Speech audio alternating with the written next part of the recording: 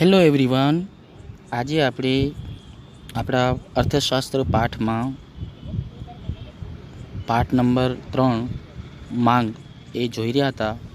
અગાઉ આપણે માંગનો અર્થ, માંગને અસર કરતા પરિબળો અને માંગ વિધેય જે છે એને સમજ્યા હતા. છેલ્લે આપણે જે મુદ્દો સમજ્યા માંગ વિધેય એને 1 મિનિટમાં રિપીટ કરીએ તો માંગ વિધેય, માંગ અને વિધેય. વિધેય શું છે? તો વિધેય એ સંબંધ દર્શાવતો સૂચક છે અને એ છે ગાણિતિક સૂચક.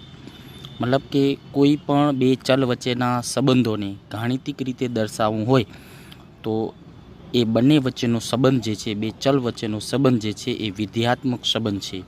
તો આપણને ખબર છે કે માંગને કઈ બાબતો અસર કરે છે. તો માંગ અને માંગને અસર કરતા પરિબળો, તો આવક, કિંમત, અભિરુચિ, પસંદગી, વસ્તી, પૂરક વસ્તુઓ, અવેજી વસ્તુઓ, આ બધી વસ્તુઓ માંગને અસર કરતી હતી. તો માંગને અસર કરતા પરિબળો અને માંગ એ બંને વચ્ચેનો વિધેયાત્મક સંબંધ ગાણિતિક સૂત્ર દ્વારા દર્શાવવામાં આવે તો એને જ કહેવાય છે માંગ વિધેય. આજનો આપણો મુદ્દો જે છે માંગનો નિયમ. વિદ્યાર્થી મિત્રો, આ માંગનો નિયમ જે છે એ અર્થશાસ્ત્ર સબ્જેક્ટમાં ખૂબ જ ઇમ્પોર્ટન્ટ છે. એક છે માંગનો નિયમ, એક છે પુરવઠાનો નિયમ અને વસ્તુની કિંમત નિર્ધારણ. આ 3 વસ્તુ બરાબર રીતે, 3 ખ્યાલ બરાબર રીતે, 2 નિયમ અને કિંમત નિર્ધારણ અથવા સમતુલા જો આપણને બરાબર મગજમાં બેસી જાય તો લગભગ અર્થશાસ્ત્ર જે છે આપણને સમજણમાં પડી જાય છે. એટલે એમ કહેવાય છે કે આખો અર્થશાસ્ત્ર જે છે એ માંગ, પુરવઠો અને કિંમત, આ 3 વસ્તુ જે છે એ 3 વસ્તુ ઉપર આખો અર્થતંત્ર જે છે એ અર્થતંત્રની સમજ જે છે આ 3 ખ્યાલ જે છે એના ઉપર આધારિત છે. આ 3 વસ્તુઓ વચ્ચેનો જે સંબંધ જે છે એ આપણને સમજવો ખૂબ જરૂરી છે. તો આપણે અગાઉ કિંમત વિશે થોડુંક સમજી ગયા. હવે માંગનો અર્થ પણ આપણે સમજ્યા. તો હવે માંગના નિયમ શું છે? માંગનો નિયમ ખૂબ જ ઇમ્પોર્ટન્ટ છે. ભવિષ્યમાં તમારે ગ્રેજ્યુએશનમાં અર્થશાસ્ત્ર વિષયનો સામનો કરવાનો થાય ત્યારે આ માંગનો નિયમ, પુરવઠાનો નિયમ એ ખૂબ જ મોટા પ્રશ્નોમાં 12 ગુણ કે 15 ગુણના પ્રશ્નોમાં પૂછાતો હોય છે. એટલે આ ખૂબ જ ઇમ્પોર્ટન્ટ છે, બેઝ છે. એટલે બરાબર રીતે સમજીએ અને સમજવું એકદમ સરળ છે. તો માંગનો નિયમ શું છે? તો અગાઉ આપણે એમ સમજ્યા કે માંગને અસર કરતો સૌથી મહત્ત્વનો પરિબળ કયો? તો એ છે કિંમત. કિંમત જે છે એ માંગ અથવા પુરવઠા એ બંનેને અસર કરે છે. મતલબ કે કિંમતમાં અમુક ફેરફારો થાય તો એની તરત જ અસર શેના ઉપર થાય છે? માંગ ઉપર થાય છે. તો એવા સંબંધને સમજાવે એવો નિયમ એટલે કે માંગનો નિયમ. બરાબર? ફરીથી રિપીટ કરું છું.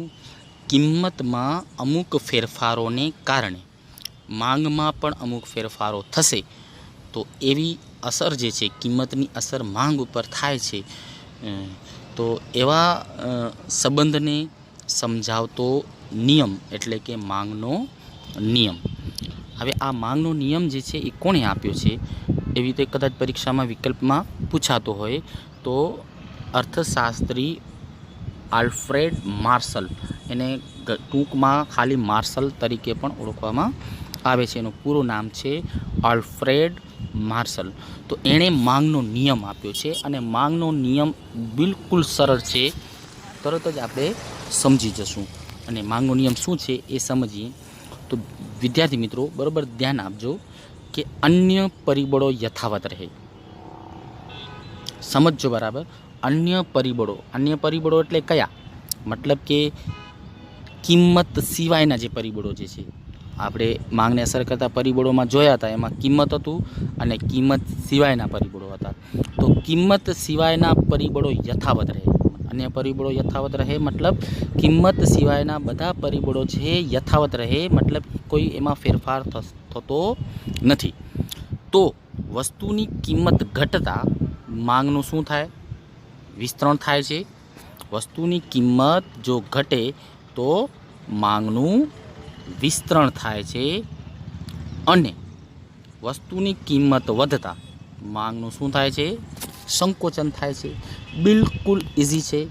કિંમત ઘટે બજારમાં તો સ્વાભાવિક છે કે કિંમત બજારમાં ઘટતી હોય તો વધુ ગ્રાહકો આપણને જોવા મળતા હોય છે.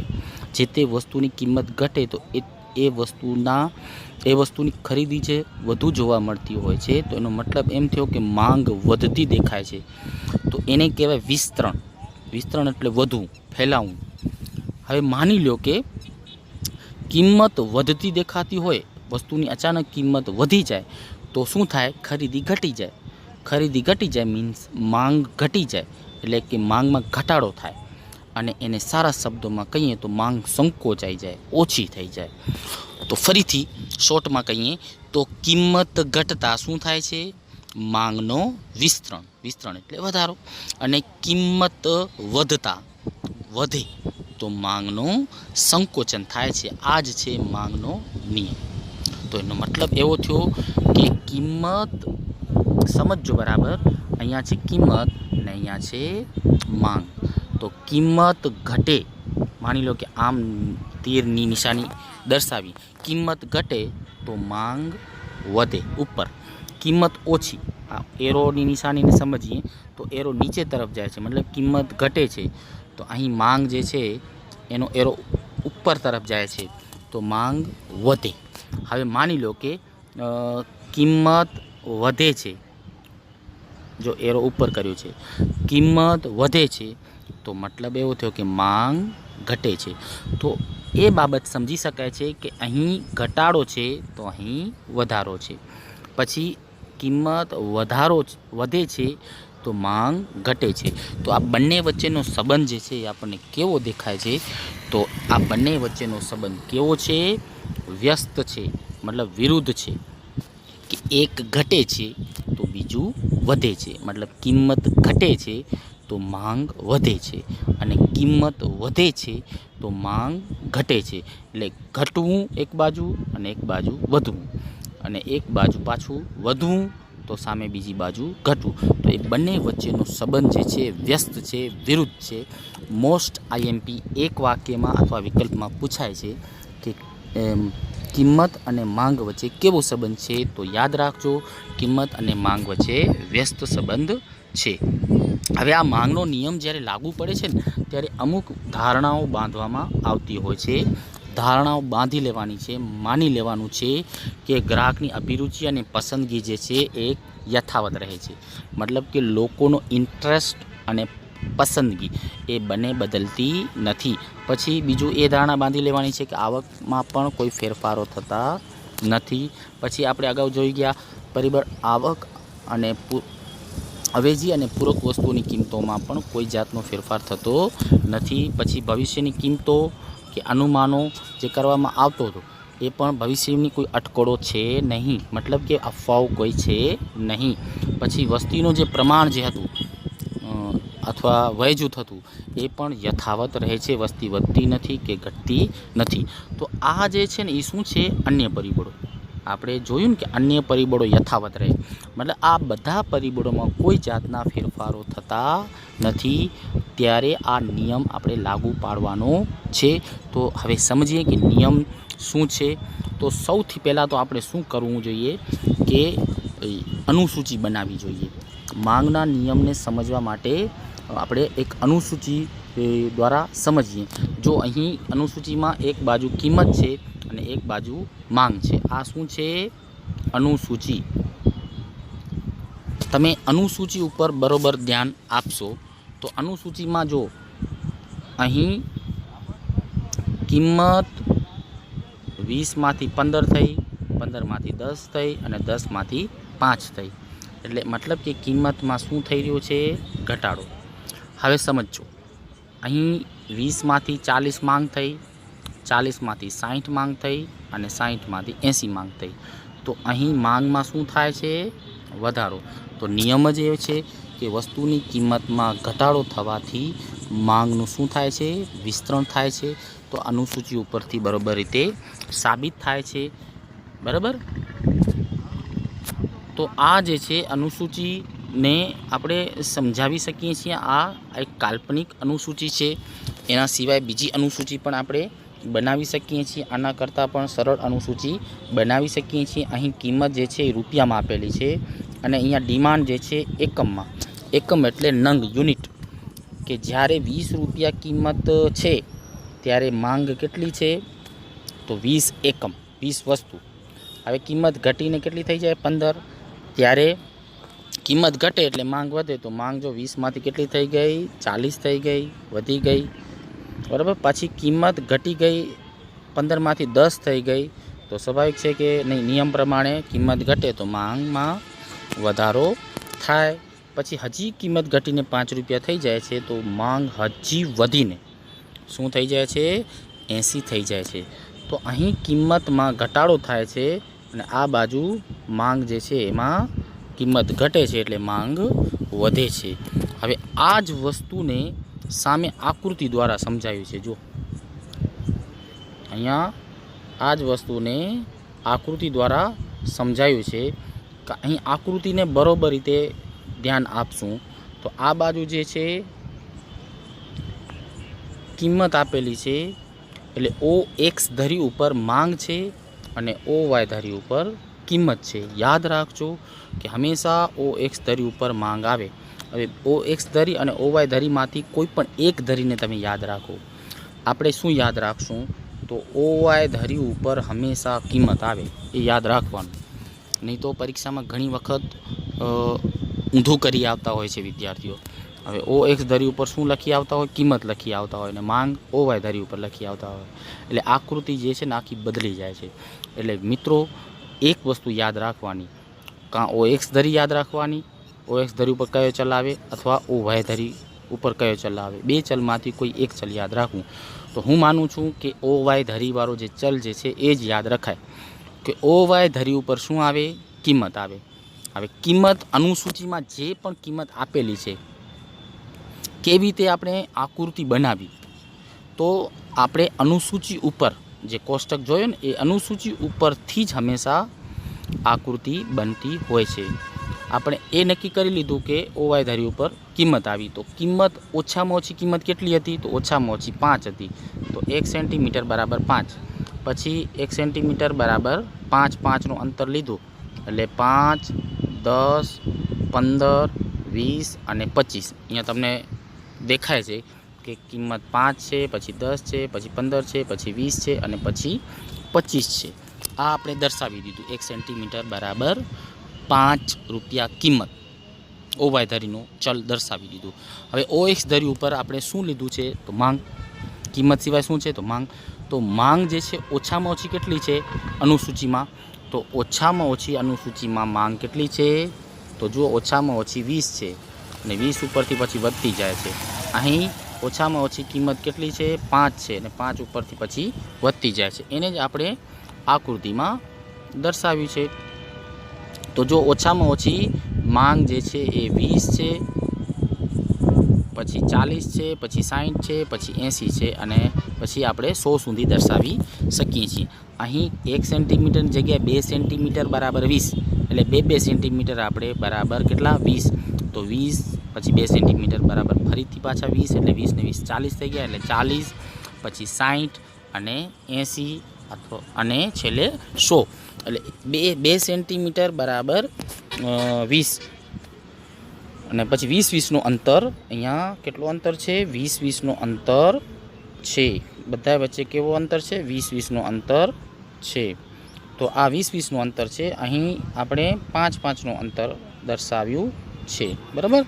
તો હવે આ જ અનુસૂચિમાં જે આંકડા આપેલા છે એ પ્રમાણે આપણે દર્શાવવાનું છે। પહેલું જ છે કે જો અનુસૂચિમાં શું છે કે 20 રૂપિયા કિંમત, તો માંગ કેટલી છે? 20। જો 20 રૂપિયા કિંમત તો માંગ કેટલી છે? 20 એકમ। તો અહીં આપણે OY ધરી ઉપર 20 રૂપિયા કિંમત, જો આ 20 રૂપિયા કિંમત છે, અહીંયા કિંમત છે, તો માંગ કેટલી છે? 20, અહીંયા બાજુ માંગ છે। તો આ બિંદુ જે છે એને નોંધી લેવાનું। પછી એ જ રીતના કિંમત ઘટીને 15 રૂપિયા થઈ ગઈ, આ કિંમત ઘટી છે, અહીંયા 15 છે, તો કિંમત ઘટે તો માંગ વધે, તો માંગ વધી ગઈ, 20માંથી કેટલી થઈ ગઈ? 40 થઈ ગઈ, અને આ એને કોઈ બિંદુ દ્વારા દર્શાવી દેવાનું. પછી હજુ કિંમત ઘટીને કેટલી થઈ ગઈ 10, અને તો કિંમત ઘટે તો માંગ વધે. હજી માંગ કેટલી વધી ગઈ 60, બરાબર. આ બિંદુને પણ નોંધી લેવાનું. હજી કિંમત ઘટીને 5 રૂપિયા થઈ જાય છે તો વધુ માંગ વધીને કેટલા થઈ જાય છે 80 થઈ જાય છે. આ બિંદુઓ જે છે એને નામ આપી દો A, B, C અને D, અને આ બધા બિંદુઓને જોડતી એક રેખા તમે બનાવી દો. તો વિદ્યાર્થી મિત્રો, આકૃતિ બનાવી એકદમ સરળ છે, અને આકૃતિ જે છે હંમેશા અનુસૂચિ ઉપર જ બનતી હોય છે. આકૃતિમાં OX ધરી અને OY ધરી દર્શાવવાની, અને મેં તમને કીધું કે હંમેશા 2 ધરીમાંથી 1 ધરી યાદ રાખવાની માંગના નિયમમાં અને પુરવઠાના નિયમમાં. મેં તમને કીધું કે હંમેશા OY ધરી યાદ રખાય. OY ધરી ઉપર શું લેવાનું? કિંમત લેવાનું, અને ક્રમસર સૌથી ઓછામાં ઓછી કિંમત કેટલી છે એ દર્શાવી અને ઉપર સ્કેલ માપ પ્રમાણે ઉપર ચડતા ક્રમમાં કિંમત દર્શાવી દેવાની. એ જ રીતના માંગ જે છે ઓછામાં ઓછી કેટલી છે અને એને ચડતા ક્રમમાં માંગ દર્શાવી દેવાની. અને આ રીતના જે અનુસૂચિમાં આપેલું છે એ બંને સંયોજન બિંદુ, આ સંયોજન બિંદુ છે. કિંમત અને માંગનો જે સંયોજન જે છે, કિંમત 20 તો માંગ 20, કિંમત 15 તો માંગ 40, કિંમત 10 તો માંગ 60, કિંમત 5 તો માંગ 80. તો આ શું કહેવાય? સંયોજન બિંદુ. તો સંયોજન બિંદુ આપણે શું નામ આપ્યું? પહેલાંને A આપ્યું, પછી આ બંનેના સંયોજન બિંદુને નામ આપ્યું B, ત્રીજાના સંયોજન બિંદુને નામ આપ્યું C, અને ચોથા અને સંયોજન બિંદુ આપ્યું D. આ તમામ બિંદુઓને જોડીને એક રેખા બનાવી દેવાનું, અને આ જ રેખાનું નામ કયો પાડશું? માંગ રેખા, જેને સિમ્બોલમાં DD, ડિમાન્ડ કર્વ, DD રેખા અથવા માંગ રેખા. હવે આ જે આકૃતિ આપણે સમજી તો એની જ સમજૂતી પણ આપેલી છે. જો આ એકદમ સિમ્પલ છે, આપણે હમણાં સમજ્યા એ જ બધું છે કે સૌ પ્રથમ શું કરવાનું? OX ધરી પર કોઈ એક વસ્તુની માંગ લેવામાં આવી છે. અહીં ઉદાહરણ આપ્યું છે કેળાનું, તો કેળાની માંગ છે. અને OY ધરી પર આપણે શું દર્શાવ્યું છે? તો કિંમત દર્શાવેલી છે. આ બંનેના સંયોજન બિંદુઓને શું નામ આપ્યું છે? A બિંદુ. અને A બિંદુ જે છે એ પહેલે કિંમત 20 રૂપિયા છે, ત્યારે એની માંગ કેટલી છે? 20 એકમ. એ આપણે સમજ્યા. પછી B બિંદુ એટલે કે B સંયોજન શું દર્શાવે છે? કિંમત ઘટીને 15 રૂપિયા થઈ ગઈ, ત્યારે માંગ વધીને કેટલી થઈ ગઈ? 40 એકમ. પછી આ રીતના ક્રમશ C, D બિંદુઓ પણ ની કિંમત ઘટે છે, તો સામે એની માંગ પણ વધે છે, અને એના સંયોજન બિંદુઓને આપણે C અને D દ્વારા દર્શાવ્યું છે. હવે આ બધા સંયોજન બિંદુઓને જોડવાથી આપણને શું મળે છે? તો મેં તમને હમણાં જ કીધું કે માંગ રેખા મળે છે. જો આ A, B, C, D બિંદુઓને જોડવાથી આપણને શું રેખા મળે છે? કઈ રેખા? DD એટલે ડિમાન્ડ રેખા અથવા માંગ રેખા મળે છે. અને માંગ રેખા જે છે એ પણ આપણે જોઈ રહ્યા છીએ કે માંગ રેખા જે છે એ ઉપરથી નીચે તરફ જાય છે. જો માંગ રેખાનો ઢાળ કેવો છે? તો આ ઉપરથી નીચે તરફ આમ જાય છે, બરાબર. એટલે કે આ ઢાળ જે છે એ કેવો છે? તો ઋણ એટલે ઘટતો, માઇનસ, બરાબર. ઋણ એટલે ઘટવું, માઇનસ. તો માંગ રેખાનો ઢાળ કેવો હોય છે? મોસ્ટ ઇમ્પોર્ટન્ટ વિકલ્પમાં પૂછાતો હોય છે, અથવા એક વાક્યમાં પૂછાતો હોય કે માંગ રેખાનો ઢાળ જે છે કેવો હોય છે? તો ઢળતો એટલે કે ઘટતો જાય છે, મતલબ કે ઋણ મીન્સ ઓછો થતો જાય છે, ઉપરથી નીચે તરફ ઢળે છે, એટલે કે ઢાળ કેવો છે? ઋણ છે. અને આ ઢાળ જે છે એ શું દર્શાવે છે? તો કિંમત અને માંગ વચ્ચેનો જે સંબંધ દર્શાવે છે. અને કિંમત અને માંગ વચ્ચે આપણે સમજ્યા કે કેવો સંબંધ છે? વ્યસ્ત સંબંધ છે. જો અહીંયા લખેલું જ છે કે માંગ રેખા જે છે ડાબી બાજુથી જમણી બાજુ ક્યાં જાય છે? ઉપરથી નીચે તરફ ગતિ કરે છે. એટલે માંગ રેખાનો ઢાળ કેવો છે? ઋણ ઢાળ છે. તો વિદ્યાર્થી મિત્રો, તમને માંગનો નિયમ જે છે બરોબર રીતે સમજાનો હશે. બિલકુલ ઇઝી છે. ફરીથી યાદ દેરાવી દઉં કે કિંમતની અસર માંગ ઉપર થાય છે એવા સંબંધને દર્શાવતો નિયમ એટલે કે માંગનો નિયમ. માંગનો નિયમ શું છે? કે કિંમત સિવાયના બધા પરિબળોમાં કોઈ ફેરફાર ન થતો હોય ત્યારે વસ્તુની કિંમત ઘટતા માંગનો શું થાય છે? વિસ્તરણ એટલે વધારો. અને કિંમત વધતા માંગનો શું થાય છે? સંકોચન એટલે કે ઘટાડો. આમ કિંમત અને માંગ વચ્ચે કેવો સંબંધ છે? તો વિરુદ્ધ સંબંધ છે.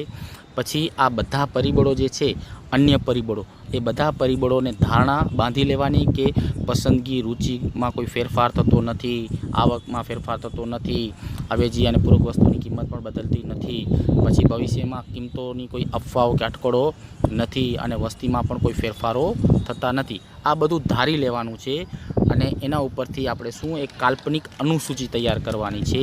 અને કાલ્પનિક અનુસૂચિમાં એક વસ્તુની કિંમત, એક ખાનામાં વસ્તુની કિંમત દર્શાવવાની, અને બીજા ખાનામાં આપણે વસ્તુની માંગ એકમમાં દર્શાવવાની. વસ્તુની કિંમત જે છે ઘટતી દર્શાવવાની, તો સામે માંગ જે છે એ વધતી દર્શાવવાની. એવું જરૂરી નથી કે આ કોષ્ટક જે છે એ જ આપણે યાદ રાખવું હોય.